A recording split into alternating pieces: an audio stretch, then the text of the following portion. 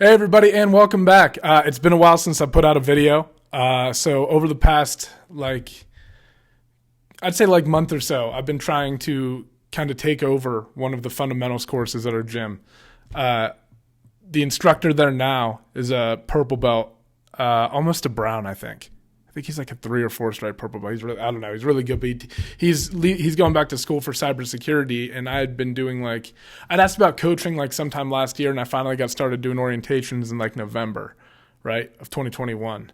So I've been doing them for 6 months, and now I'm kind of starting to learn how to take over the fundamentals courses. Man, it's a big adjustment, right? You got to prepare for the classes and make sure that you're well studied and have things, and make sure that you're laying it out in a way that makes sense. And if somebody's brand new that day, you got to remember they might have a background, but what I've really noticed is that I really take for granted what people know. I assume that people know what closed guard is or open guard. People don't know what the fuck I'm talking about. Some of them might, if they have a background and they watch a lot of it, maybe UFC, but you would be if you're a UFC fan, I'm guessing you're watching this, right? You're a fan of MMA.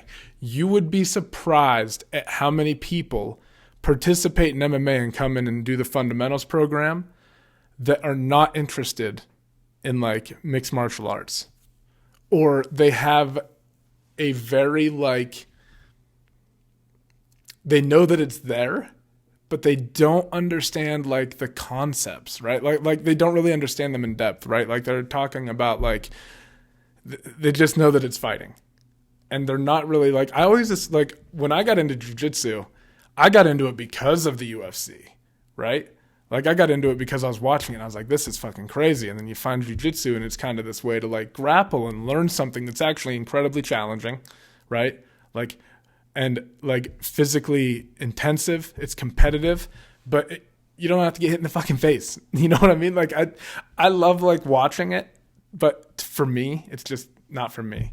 I would love to practice my Muay Thai and stuff a little bit more and get in and start learning shit, but I don't want to compete in that realm.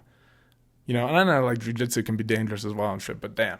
I mean, I don't know. For me, I'd just rather not get hit in the face, and it gives you a good way to train and stay healthy and, keep your fucking brain intact. You're not getting tagged in the head. I don't know. But anyway, I feel there's a couple, I'll put a timestamp here so you guys can skip ahead if you want, but there's a couple of weird dynamics, right, around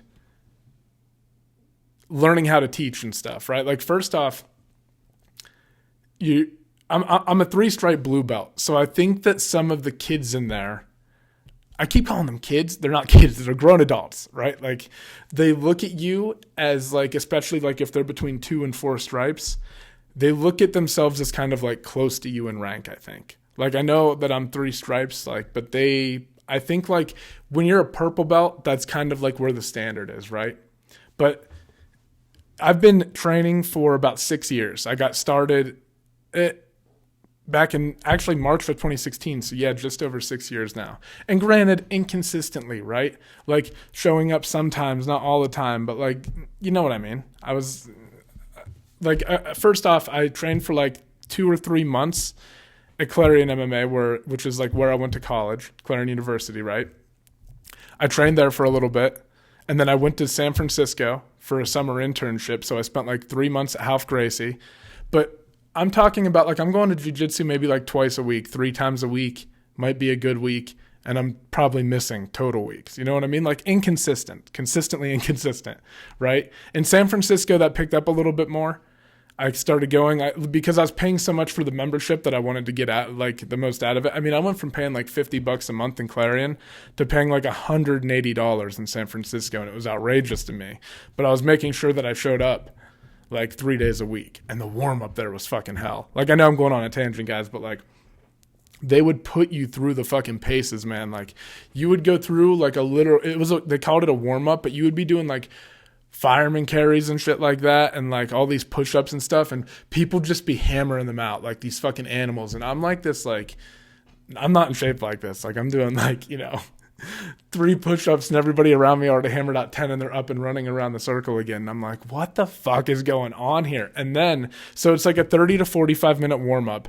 Then you learn the technique for like, I think it's like a 30-minute warm-up, and then it was a 30-minute technique session. And they drilled hard, right? So you're drilling hard through that, and you're exhausted from the warm-up that you just went through. And then they did 6-minute rounds. So it was a very intense gym, and it was run by like Kurt Osiander at the time. I think there's been, I don't really follow it, but I think there's some like drama at that gym now, and it split off or something. But anyway, that was a very cool experience, right? After that, I went back to Clarion for a little bit, probably for like 6 months. Kind of the same deal. I don't know, maybe 2 or 3 times a week whenever I could. I don't know, maybe going through spurts where I showed up a little more. And then I got a job in Richmond, Virginia, and I moved down there. And I'm really going off the rails here, guys, but like just to tell my story. So the guy at Clarion who ran the gym, his name was Leo Lefay, recommended that I go train, and they were a Jean-Jacques Machado affiliate, by the way, right? And then recently moved under Robert Drysdale, so they're with Zenith now. But he recommended Revolution BJJ there. And I went in, and I'll never forget, I did my orientation or whatever. Like, he brought me in, showed me around, showed me some of the stuff. I did my orientation with Daniel, who was a black belt there. And I thought that I was like on the verge of getting my blue belt, right? Like, they were talking about like the belt testing and the things that you had to be able to do in order to get it from Drysdale, because they recently went under Drysdale, right? I think while I was away at San Francisco, Clarion went under Drysdale, and they were like showing me the stuff that they had like a curriculum, and you did a belt test. Okay. So I thought I was on the verge of getting my blue belt, and I wasn't even ready for like my first stripe at Revolution. Like, when I got there, I was going to the classes and getting not just beat, like, but humiliated by 1 and 2 stripe white belts. It was fucking ridiculous. And like, I've never been to a gym, including my current one now, where the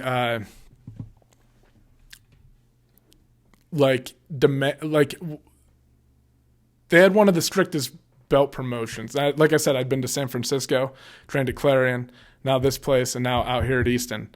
And this place in Richmond, Revolution BJJ, probably had the strictest belt like promotion curriculum I've ever seen. Like, it really took a lot to get each of your stripes. I trained there for 2 years. Once again, like, consistently inconsistent, maybe showing up more some weeks, never really any ambitions of competing or anything, just going, trying to practice stuff. Like, I don't know, you know. But I was there for 2 years and I got 2 stripes. So I came out here and, like, not always, but like sometimes I'd be like catching blue belts and shit, you know what I mean? Because I was so like, you're so well prepared to transition. Like, if you got your 2 stripes out there, like when I came out to my current gym, it was like, I think they just advanced a little bit quicker. I'm not saying either one is right or wrong. I'm just saying Revolution was very strict. So I spent a lot of time at white belt. I got promoted in 2020 to blue belt, and just now I'm at 3 stripes. So, I mean, I've advanced more quickly through my blue belt. Like, if you, I should, maybe I'll post like a picture or something of it on here, but like, my white belt is all tattered up and my blue belt already has 3 stripes and it's like intact. And I've been a blue belt for almost like 2 years, but I was a white belt for like almost 4. So about 4 years. Yeah, it was like 4.5 years. So I spent a lot of time there, you know what I mean? So but that dynamic of teaching, I just feel like it's there and the students are like, it's present. So that's been weird to deal with. And then just a whole bunch of other dynamics. But anyway, just like preparing for that and like having to get ready and stuff, I've been busy and trying to figure out like a rhythm and stuff. And I'm already like inconsistent with making these anyway, right? So just trying to get into a flow with all this shit. But anyway, let's move on to breaking down this UFC 273 main card.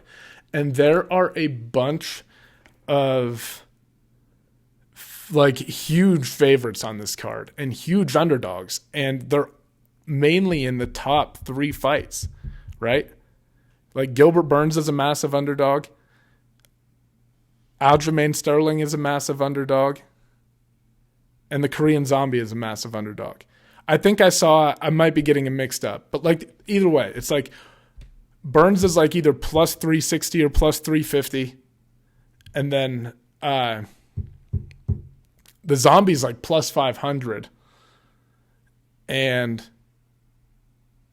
Aljamain Sterling is either plus 350 or plus 360. I can't remember which one. But like either way, you could bet $100 on each of those fights.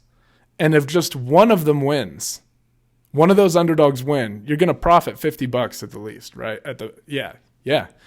So it's like, I just feel like they're favorites and they deserve to be favorites.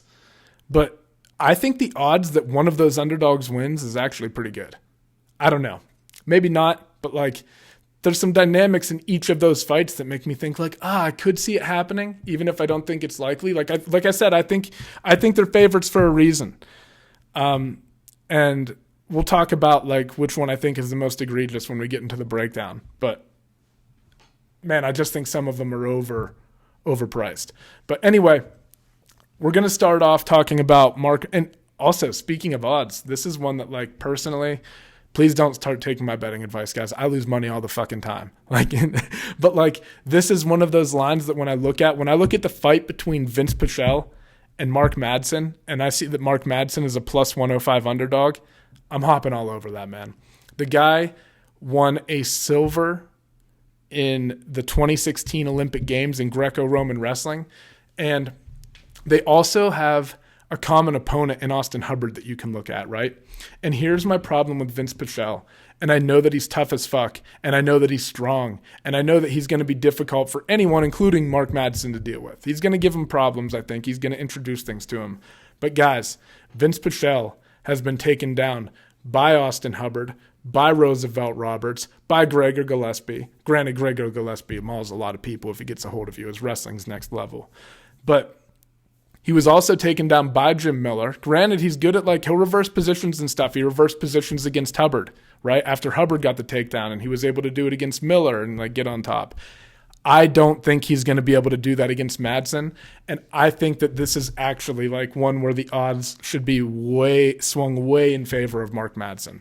Because if you also look, Austin Hubbard is able to back up Vinc Pichel, right? And I know that MMA math doesn't always work, but I think that Vinc Pichel has a chance if he makes this fight kind of dirty, right, and gritty, and he's able to reverse position up against the cage in the clinch and make it a fight like that where he's able to kind of get inside, maybe chew up the legs from the outside. But overall, I just think that Mark Madsen's pressure is going to be there. I think he's going to force him backwards, and I think he's going to put it up against the cage, and eventually Mark Madsen's going to get to where he needs. If you just look at the way that Mark Madsen controlled Austin Hubbard, right? And then watch how Austin Hubbard out-wrestled Vinc Pichel in a lot of the scrambles. I mean, like I said, Vinc Pichel would reverse position and stuff like that. And he would come out on top. But Hubbard was able to get him down. My point is that if Madsen is able to get Vinc Pichel down, and I do think that he's going to be able to, I think it's going to be very difficult for Pichel to do the things that he needs to do technically against Madsen. I just think he'll always be a step ahead of him in the transitions, and he'll kind of get stuck there and maybe get finished, man. I don't know if it's ground and pound or what, but maybe the striking department, there's some opportunities there, or if he can get on top of Madsen somehow and reverse. I think Madsen's going to shut those reversals down because I think the technique gap when they get there is just going to be so large. I think there will be moments where you're kind of oh, he might. And I think Madsen will just, for the most part, come out on top in the scrambles and stuff they get into. I just think there's going to be a level. There's a level, right? And I think that it will inevitably, result in Vinc Pichel getting taken down. Like I said, he gets taken down in a lot of his fights. The question is whether he's able to, make it difficult for the person and then kind of start implementing his own offense where he starts taking them down, right? He did that against Roosevelt Roberts. He did it against Jim Miller. But my point is that I think once Mark Madsen is able to get it to the ground, I just think there's going to be a technical gap there, right? Like I said, I think the way for Vinc Pichel is he has to be defending very well up against the cage on the takedown attempts and stuff, and he has to be immediately trying to get back to his feet. The thing that he might be able to expose is maybe maybe Madsen's not able to keep him down, which could be a big deal, right? Because could become work for Madsen. It could make it tough for him. But I don't know. Just based on what I've seen, I think that Madsen has a pretty good shot to win this one. Next is the bout between Mackenzie Dern and Tecia Torres. And this fight's interesting because I feel like Tecia Torres, it just depends on which version of her shows up. If she throws up and she's throwing hands and she's like, living up to her nickname, Tiny Tornado, and she's like letting it fly, she's hard to deal with, man, because she's constantly keeping stuff in your face. It's just kind of a question of whether she lets it go. Also, another thing is like her takedown defense in particular up against the cage is pretty good. Like if you look at moments where she got taken down against Angela Hill, it was usually because Angela would like catch something in the center of the octagon like a kick and then, maybe throw right and force takedowns that way, right? But when people have to work for takedowns against her up against the cage and you're trying to get her from there, she makes it difficult. And even when you start like getting her to the ground, she does a very good job of posting out and building her base back up and just like then getting her back off the cage and then getting hands in your face again, right? And initially, I was looking at this and I was like, I think Mackenzie Dern is just going to be able to get her to the ground. But then I thought about it, and jiu-jitsu people, and Mackenzie Dern is no exception, they can struggle with the takedowns a little bit, right? Like you'll see it with Gilbert Burns. Like they can get them. I'm not saying they can't. Like Gilbert Burns got his against Wonder Boy when he needed him and stuff, right? But like they don't come as effortlessly as they do for somebody like Khabib or somebody who has a real, like a GSP when he was in his prime, like somebody with a really strong wrestling base, right? And you see that like when Mackenzie hits her single legs and stuff, she just like, there's little things that like she's not able to complete them all the time, right? So, and oftentimes when she's attempting her single legs, it's happening up against the cage. Mackenzie's willing to take these like chances and throw these big flurries to get inside, but her ultimate objective is to pin you up against the cage. And I like Tecia's defense from there. And that's what like kind of makes this interesting. I don't think that Mackenzie's going to be sitting out in the center of the octagon catching her kicks and stuff. I think she's going to be at a disadvantage in the striking and probably too confused to keep up. And maybe a little bit of a speed disadvantage too. Tecia's going to be fast. I think she'll be snapping stuff in there. Like I said, like I kind of thought initially that maybe I think I'm going with Tecia Torres in this fight. I think that Mackenzie Dern, if she gets it to the ground and she's able to complete the takedown, if she can get the hands moving up, get in on a good shot and dump her down, right? Maybe she does work up. I don't know, but it's going to have to be like, she's going to have to put on some good wrestling. And I think that the takedowns that she hits are probably going to have to come in the center of the cage. I think if Tecia gets her back up against the cage, she'll make it difficult. And it'll also like extend the fight and make like I said, the takedowns will be harder and harder for Mackenzie to get, and it'll tire her out, and then Tecia will pick up the pace as the fight goes on. That's kind of how I see it playing out. If Mackenzie gets it to the ground, I can see her finishing her, though. I think she'll have what it takes to get Tecia out of there if she gets. I just think there'll be, again, kind of like we were talking about in the first fight, but from a jiu-jitsu level, like if Mackenzie's down there with her, I just think there's going to be a technical gap. I think on the feet, like I said, Tecia has a very good chance, but I think Mackenzie's, if it goes down, I could see Mackenzie finishing her relatively quickly. But I got Tecia Torres in this one. I think she's going to have what it takes to keep this fight from going to the ground. Maybe you see her go down a couple of times. As long as she's not in too compromised of a position and can work her way back up quickly, I think you're okay. I think if you see her get her guard passed, now we're in real danger, right? Like, and it depends on how quickly Mackenzie, I don't know. I just see Mackenzie kind of like slicing through her guard, and if she gets the takedown and ending up in a position where she'll be able to submit her. So I don't know. It depends. A lot of variables, but I kind of think that Tecia edges this one out just by keeping hands in her face, hitting her with stuff, getting out of the way. She'll hit you spinning back. She throws Superman punches and shit. She's like, if she lets it go, and I don't want to say like disrespects, but like doesn't give too much respect to the takedown like ability of, like as long as she's not like backing up and respecting the takedown too much because she doesn't want to strike to like overextend so she doesn't get shot on, right? You know what I'm saying? Like as long as she's respecting it like a level amount, as long as she's not over respecting it, because like I would be like, I don't think her takedowns are that strong. Keep hands in her face. Take a chance on defending someone, letting her shoot, tire herself out if you defend. I don't know. I think Tecia's going to win. But anyway, let's move on to the bout that everybody's excited about. And this is the 170-pound matchup between Khamzat Chimaev, who is undefeated right now. And not only is he undefeated, he's absorbed like one significant strike in his UFC career. He's ranked 11, and he's taking on number 2 Gilbert Burns. And I think right now Khamzat's like a minus 480 or some shit like that. But I think that Gilbert Burns is either a plus 360 or a plus 350 underdog, which is insane to think about because you got to remember, man, Gilbert Burns is legit. And I know he has some losses on his record, but like he beat Wonder Boy. He hurt Kamaru Usman, right? Gilbert Burns in their title fight, like had Usman hurt pretty bad. Gilbert Burns is a bad motherfucker. Fuck Tyron. I mean, like granted, Tyron Woodley was, going through the whole like skid and everything, but Gilbert Burns is really good and he has world-class jiu-jitsu and he's fought in big spots before. I don't think the pressure is really going to be a problem for Khamzat. I think he's just going to show up and fight how he fights. The question is, at some point in your career, I think, like Khabib is like kind of the one exception. Like you can think about some times where he's been cracked with stuff like by Michael Johnson. Poirier hit him with some good stuff. Justin did, but nothing where Michael Johnson probably cracked him the hardest where I was like, oh, he's wobbled. Like he's really hurt here. Like I felt like if Johnson could have hit him a few more times, he had a chance, but he just couldn't, man. But that's probably the most hurt I think I've ever seen Khabib. But really never lost a round, Maybe Gleison Tebow there is an argument there that Gleison Tebow actually won the fight against Khabib. I don't know. But, the point is just like, I don't know. Is Khamzat going to be – is the leap in competition just – Khabib also had a lot of UFC fights leading up to – where he started really fighting the top tier of the lightweight division. Whereas, and same with Islam Makhachev a little bit, and it was like a slow progression. So you slowly see them like developing their skills and like apply. So I don't know.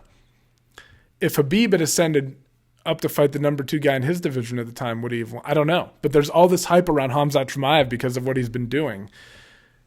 But this is a massive leap in competition. Gilbert Burns is very fucking legit, and he has serious power in his hands. He is, I do think that like Khamzat, in my opinion, deserves to be the favorite a little bit just because I think stylistically it's a favorable matchup for him. Like I don't know. The question is just like, is it too much too soon? Because like I think Gilbert Burns is going to present Khamzat with some adversity at some point in the fight, right? Like I really think so. I think that like Gilbert Burns is going to show him some problems, and the question is going to be, how does Khamzat deal with the adversity? If he just goes out there and blows through Gilbert Burns, I mean, fuck, what do you do? He's got to fight Colby or Usman next, right? He has to. That's got to be the next fight for him.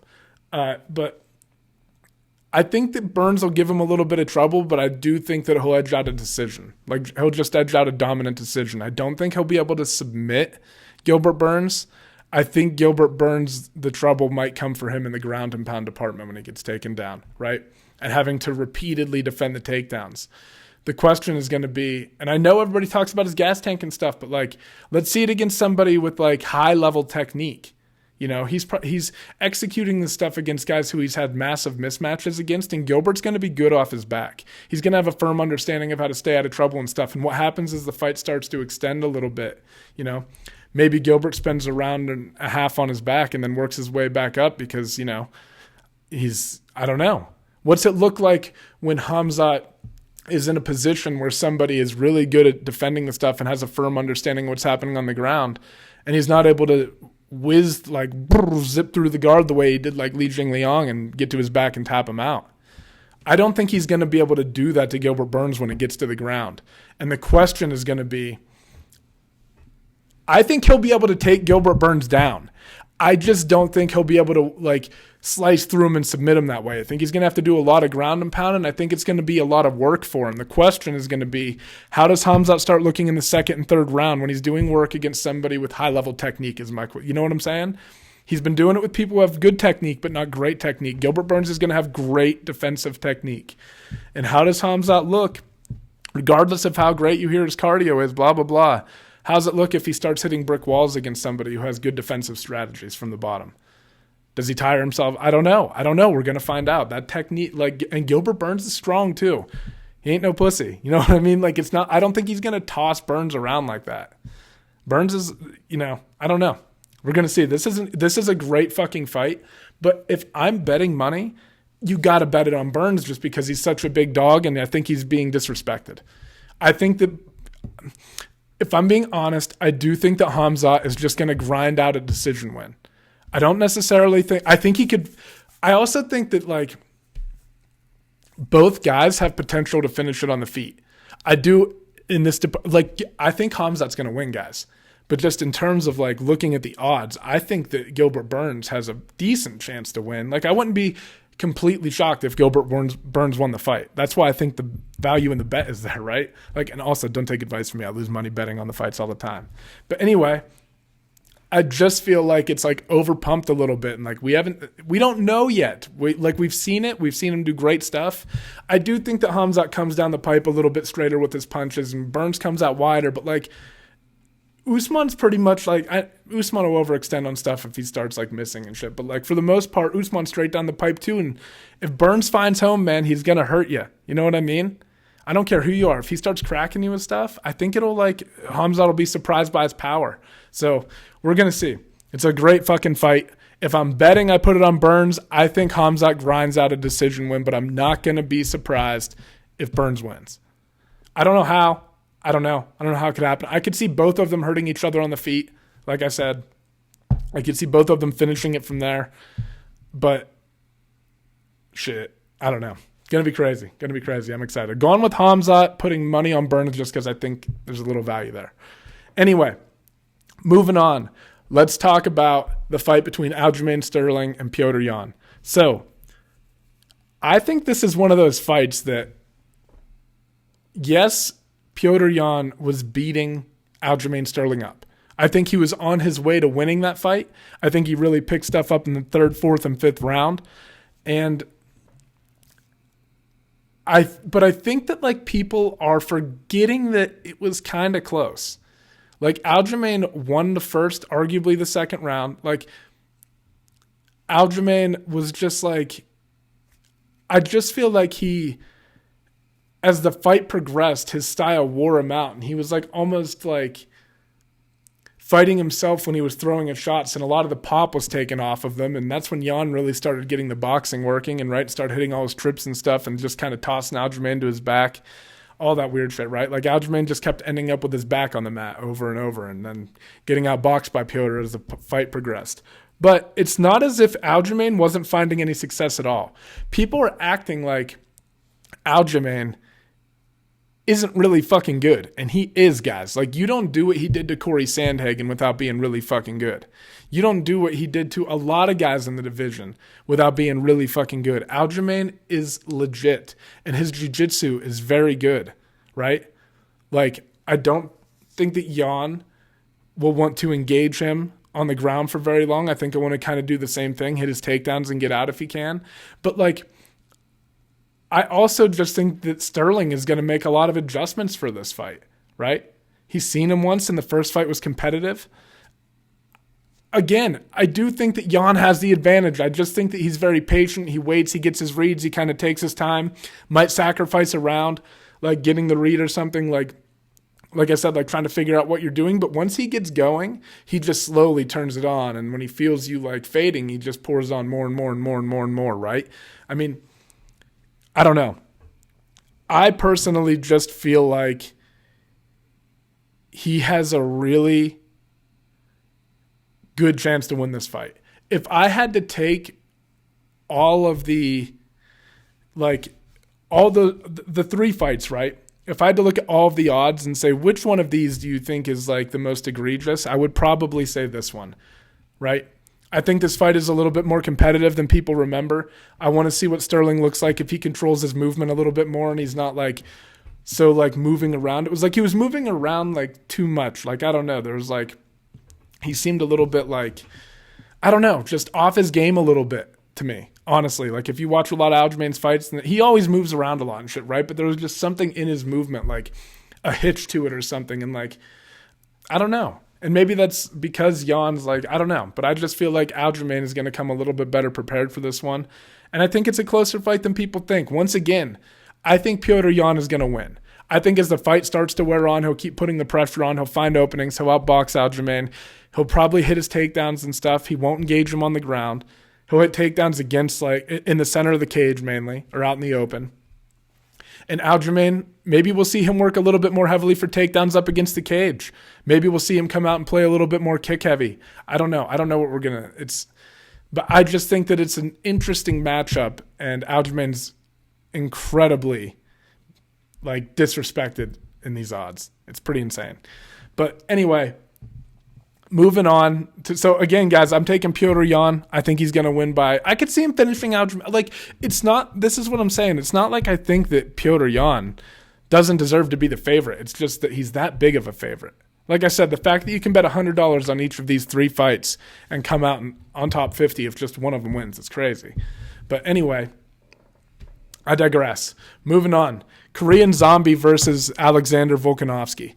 I think that Volkanovski is, like, starting to creep up on the 145 argument for the GOAT is interesting because it's changed hands so many times. It was Aldo, and then it was McGregor because of the tear he went on, right? Because he knocked out Aldo. And then Holloway kind of came in and beat Aldo up, took the belt from him, and then just kind of reigned there for a while before he eventually lost to Volkanovski. Volkanovski defends his title against Holloway in a rematch in a fight that I personally thought Holloway won. I thought Volkanovski won the first fight and Holloway won the second. And then he defends against Brian Ortega in a fucking amazing fight, and in a fight that we saw him deal with some serious adversity. We were talking earlier about how we just haven't seen Chimaev deal with adversity yet. Like, we have seen guy like Volkanovski, he's a polished champion, right? Like, he's dealt with adversity. He's beat Max Holloway twice, regardless of what I think. He's beat Max Holloway twice. He beat Brian Ortega. And Brian Ortega has a win over the Zombie, by the way, right? So I just feel like he's approaching that, like, GOAT status. Like, you got the Korean Zombie. I think people are going to want a third fight between Holloway and Volkanovski. I think that it's one of the most interesting fights in the division. They match up well together. And I don't know, man. I just feel like this is probably, in my opinion, the most deserving, like, odds. I think the Korean Zombie is incredibly talented. He's very good on the ground, right? Very well-rounded. The thing that makes him dangerous in this fight, in my opinion, is the fact that he can fucking crack. Like, if you look at what he did to Renato Moicano, he has power in his hands, and he's kind of sneaky with it, right? Like, he's, like, heavy on that lead leg. He's got that, like, slow kind of, like, lumbering pace, and then, boom, he cracks you with counters when you come in. He's got fast hands. And you see Volkanovski get cracked with stuff. It's not like I feel like the Zombie can't win. I just can't see him. If you look at the way that Volkanovski was able to defend on the ground against Holloway and Ortega in really compromising positions, like a deep mounted guillotine, a deep triangle. If you look at how he was able to defend against that, I don't think the Zombie is going to be able to finish him unless he hurts him really bad in a way similar to like how the Zombie did against Edgar. But I still think I can't see him finishing him on the ground. The way I see the Zombie winning is by kind of like cracking him with something. I think as this fight starts to wear on, you might see like a closer first round as Volkanovski. I think he's going to move around a lot, like keep the jab out there, start with leg kicks, and start trying to draw those counters and that offense out of Zombie. So you might see Zombie, and those are honestly like while he's trying to, I think those are Zombie's best chances to kind of like really, because he'll like commit hard on stuff, and I think he covers more ground and with more speed than people expect, and boom, he cracks you with shit. You know what I mean? He sets stuff up well, and the Zombie's really good. I just think that as the fight starts to progress, Volkanovski, if he doesn't get cracked earlier on, the later this fight goes, the more it swings in favor of Volkanovski. I think Volkanovski, you might see him drop around. just trying to figure stuff out and make sure that he's not getting hit with those shots. But I don't think Volkanovski is going to be afraid to wrestle him, and I think he'll have a wrestling advantage here. Even though the zombie can wrestle, man. The zombie, the zombie's one of my favorite fighters to watch. He really is. He's very good. I just think Volkanovski is going to be a little bit ahead of him in every department. And back to what I was trying to get to, as the fight wears on, you're just going to start to see Volkanovski pull that offense and start getting his own offense going, right? Like he'll pull the things that he needs out of the zombie and then he'll get going. Whether it's first, he'll just figure out what he needs to do through his footwork and stuff, right? Like I think that at some point he's just going to have too many options available, too much going on with the footwork, too many traps being set, too much pulling zombie in and out of things and then throwing different looks at him, hitting him with the leg kicks. I think he's just going to throw with a lot more volume, and it's going to lead to him being able to go first, and the counters of the zombie won't be such a big deal because Volk will be finding home, and I think that's kind of how it progresses until I think I can see Volkanovski getting a finish in this fight, and I can also just see him picking up a really dominant decision win because the zombie's tough, man, he is. But I could see Volkanovski hurting him on the feet. I could see him taking him down and working for ground and pound from there. I think Volkanovski is super legit, and I think that he wins this fight handily if he doesn't get cracked with something that he doesn't see coming by the zombie. But anyway, guys, I think that's it. We can go back through and recap real quick. In the first fight, I'm taking Mark Madsen over Vinc Pichel. I think that Pichel's going to have to make things dirty, and he's probably going to get taken down, so it'll come down to whether he can reverse position against Madsen. I don't know that he'll be able to. Pichel might have a slight edge on the feet, but I see Madsen being able to pressure things back against the cage and get the takedown just like most of Vinc Pichel's opponents have been able to take him down. The question is whether can you keep him there, right? So I'm taking Mark Madsen in that one. I like the odds on that one too. Not to give out betting advice, please don't take it. But I do think they're favorable, honestly. The next fight between Mackenzie Dern and Tecia Torres, I'm actually going with Tecia Torres. I think if it goes to the ground, Mackenzie Dern could absolutely win. The question is just going to be, can she get it there? Can she do what she needs to do to advance through the guard of Tecia before? And is Tecia able to work her way back up to the feet if she does get taken down? I think if it takes place in the center of the octagon, Tecia Torres has a really good chance to win because I just think she's going to outpoint Mackenzie. Burns versus Chimaev. I think Chimaev does win. Like I said, I could see either guy getting a finish on the feet and hurting each other. They both throw heavy. I think Khamzat deserves the favorite status in this, and I think he wins. I think he wins the decision, though. I think he still, at the end of the day, is going to lean on his wrestling, and Burns is going to present him with problems down there from his back. He's not going to be able to slice through like he does most people, right? Burns might be able to get back to his feet, too. I don't know. There's going to be a lot of questions that get answered in this fight for Khamzat Chimaev, but I do like him. I think he wins the decision. If I'm betting money, though, I'm betting on Burns. I think the value's just there. Same with all of these fights, except Zombie, maybe. I don't know. Watch me say that, and Zombie's the one to win, but I don't know. I think all of them have a little bit of value. I'm betting a little something on them, if I'm being honest. But anyway, Aljamain Sterling versus Petr Yan. Same thing. I'm going with Petr Yan. I think he deserves to be the favorite, just a little bit too much, man. I think the boxing and the pressure will eventually get to Aljamain, but Aljamain can make things interesting if he's able to establish and hold his range and make it hard for Yan to get in, right? If he uses his kicks effectively and he's not getting tripped and stuff as he throws them, not letting fatigue or whatever it was in the last fight that set in kind of hinder his technique. I think Aljamain presents a lot of problems for Petr Yan, if I'm being honest. Aljamain's a little... Man, I think Aljamain is probably the most egregious underdog on this, like I said. And then finally, in our main event, I got Volkanovski over the Korean Zombie. I just think that he's going to be too technical over the course of a 25-minute fight for Zombie. And, I just think he's going to have a slight edge in every department. So that's it, guys. Thank you for tuning in. Thank you for listening to me ramble. And, have a great weekend. Enjoy the fights. And I will catch you guys on the Aftermath show when we kind of recap all the shit that happened. It's going to be, it's a big, I mean, there's you got Ian Gary fighting on the prelims and stuff too. This is a good card, right? This is an interesting card. So I'm excited for it, man, but I will catch you guys later. Thank you again. Bye-bye.